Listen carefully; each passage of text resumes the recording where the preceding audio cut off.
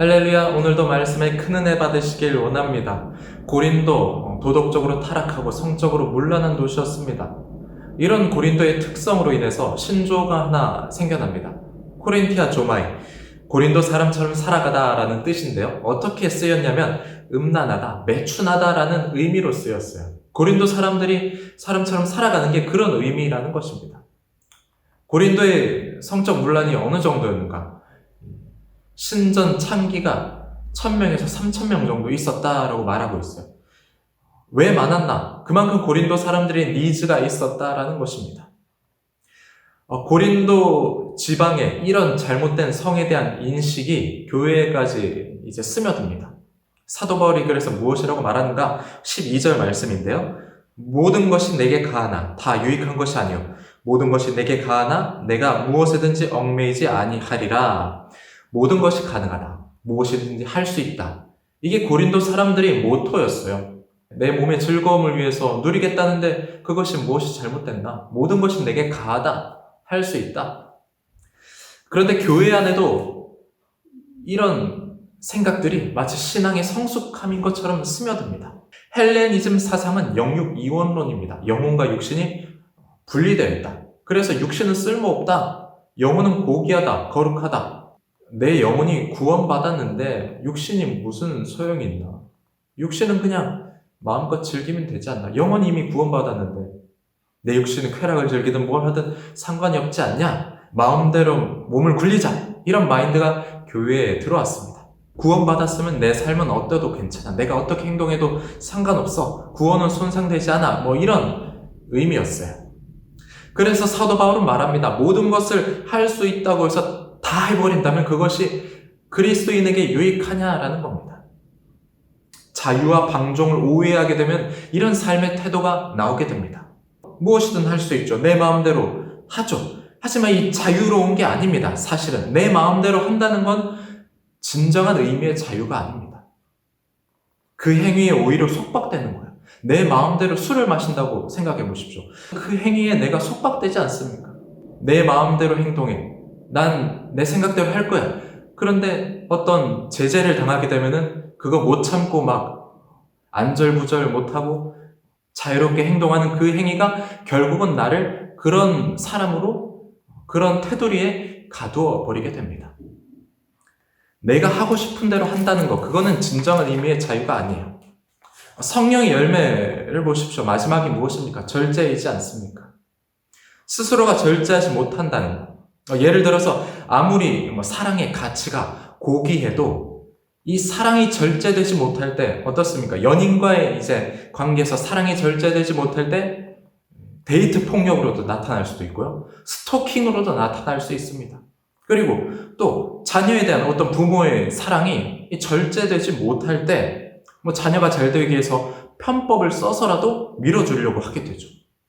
사랑이 절제되지 못할 때 그것은 내가 사랑을 자유롭게 표현하는 것이 아니라 나의 자유로 남에게 피해를 끼치게 되기도 합니다. 13절입니다. 음식은 배를 위하여 있고 배는 음식을 위하여 있으나 하나님은 이것저것을 다 폐하시리라. 몸은 음란을 위하여 있지 않고 오직 주를 위하여 있으며 주는 몸을 위하여 계시느니라. 음식은 배를 위한다. 배가 있는 이유는 바로 음식을 위해서다. 그래서 맛있는 음식을 즐기고 산의 진미를 즐기는 거, 그것이 뭐 잘못됐냐? 당연한 것 아니냐? 우리 몸의 즐거움을 위해서 해야 되지 않냐? 이런 생각들이 있었습니다. 이것을 빗대어서 몸도 쾌락을 위해서, 즐거움을 위해서 사용하는 것이 무엇이 잘못되었냐? 그런 말을 하는 사람들이 생겨나기 시작했습니다. 하지만 바울, 몸은 성적 쾌락을 위해서, 즐거움을 위해서, 만족을 위해서 존재하지 않고 오직 주님을 위해서 존재한다고 말하고 있습니다. 여러분, 이 생각에 동의를 하십니까? 내 몸은 오직 주님을 위해서 존재한다고 믿으십니까? 하나님이 나의 주인이십니다. 그분이 나의 전부이십니다. 나는 주의 것입니다. 우리가 이렇게 고백합니다. 그런데 실상 우리의 삶을 돌아보면은 나의 몸, 나의 유익, 나의 즐거움이 더 앞섰던 때는 있지 않습니까? 주님께서 내 몸을 주장하시도록 주님께 나를 드리기보다는 내가 원하는 것을 따라갈 때가 더 많지는 않았습니까?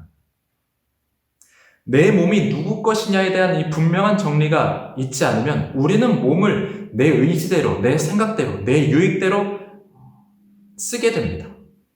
예를 들어서 운동하고 건강 관리하는 거 너무 좋죠. 해야 됩니다. 그런데 멋진 몸매를 만들고 운동을 하는 이유가 다른 사람의 어떤 부러움을 사고 성취감을 얻기 위해서 그래서 거기에 중독되어서 운동을 하지 않으면은 내가 살이 찔 것 같고 막 스트레스 받고 심지어는 먹은 음식을 토해내면서까지 내 몸을 위한다면은 그것은 몸에 매여 있는 거죠. 운동에 매여 있는 것입니다. 몸은 하나님의 것입니다. 왜 그런가? 태초에 하나님께서 천지를 창조하시고 우리를 누구의 형상대로 지으셨습니까? 하나님의 형상대로 우리를 지으셨습니다. 예를 들어서 어떤 기술자가 어떤 제품을 만듭니다. 어떤 컨셉을 가지고 만들어요. 그래서 그 제품이 탄생했습니다. 그 누구 거죠? 그 기술자의 거죠. 내가 내 의지를 가지고 내 생각대로 빚어서 도자기를 만들었어요. 그것은 내 겁니다. 내가 의도하는 생각대로, 모양대로 만들어졌어요. 그런데 만약 이 모나리자 만든 사람이 따로 있지 않습니까? 이 모나리자를 그냥 뺏겨서 내가 그렸어요. 그러면 그 모나리자 그림은 내가 그렸어도 그건 내 게 아니죠. 단지 뺏긴 거니까요. 하나님의 형상대로 지음받았다. 하나님께서 나를 지으셨다. 이거 하나님의 것이라는 거예요. Made in God이 찍힌 존재가 바로 우리 인간이라는 의미입니다. 그래서 몸은 내 것이 아니에요. 내 소유가 아니에요. 우리가 내 몸에서 자유하지 못한다면은, 내 몸의 유익과 이 만족에 매여 있다면은 그것은 구원받은 그리스도인의 모습이라 할 수 없습니다. 진리를 알면 진리는 우리를 반드시 자유케 합니다. 성경이 분명히 증언하죠. 요한복음 8장 32절. 진리를 알지 진리가 너희를 자유롭게 하리라. 구원의 본질은 자유함입니다. 복음의 진리는 우리를 자유케 합니다. 이 세상으로부터의 자유함이에요. 매여있던 모든 것으로부터의 자유함입니다. 그것이 그리스도인의 본질입니다. 하나님이 우리를 부르셨다는 거예요.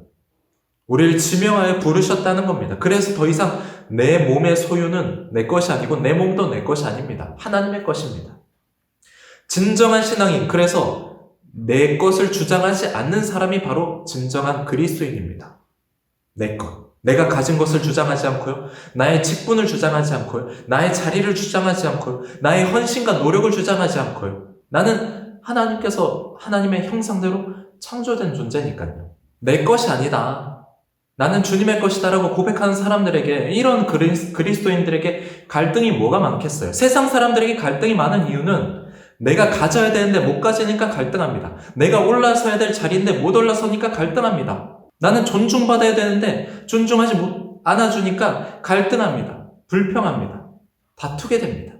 하지만 그리스도인은 어떻죠? 그런 것들로부터 자유하잖아요.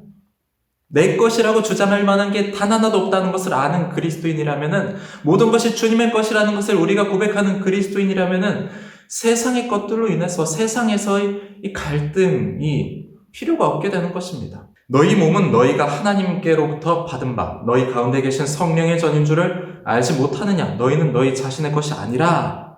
너희는 너희 자신의 것이 아니다. 분명히 말하잖아요. 우리 몸은 성령의 전입니다.